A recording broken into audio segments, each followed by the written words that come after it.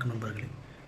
அண்ணன் சீமான் அவர்கள் வந்து என்ன சொல்லியிருக்காரு வந்து பிரசாந்த் கிஷோருக்கு ஏற்பட்ட நிலைமை தான் வந்து அண்ணன் தளபதிக்கு வந்து தமிழ்நாட்டில் வந்து ஏற்படும் 2026 அப்படின்னு சொல்லியிருக்காரு. அண்ணன் கிட்டத்தட்ட வந்து 15 வருஷத்துக்கு மேலே கட்சியில் இருக்கார். லாஸ்ட் இயர் தான் வந்து அண்ணன் வந்து 8% ஓட்டு எடுத்து கட்சியிலேயே ரெஜிஸ்டர் பண்ணியிருக்காரு. இவர் என்ன பண்ணியிருக்காரு மக்களுக்காக? ஒன்றுமே பண்ணல. இவர் திரள்நிதி எடுக்கிறாரு, அவர் சம்பாதிக்கிறாரு, அவர் வீடு காரு பங்களான்னு அவர் ஜாலியாக இருக்கார். அவரை நம்பி வந்து அங்கங்கே வந்து போஸ்ட்டுக்கு நின்றவங்க, அந்த டிஸ்ட்ரிக்ட் வாரியாக இவங்க நின்றவங்க கட்சி விட்டு விலகி போனாங்க. ஏன்னா எந்த க்ரோத்தும் இல்லை. அவருக்கு அவருடைய இதில் க்ரோத் இருக்கான்னு அவங்கள நம்பி கட்சியில் சேர்ந்த எவனுக்குமே எந்த க்ரோத்தும் இல்லை. அவங்களே பாதி பேர் எல்லாம் கலந்து போயிட்டான்.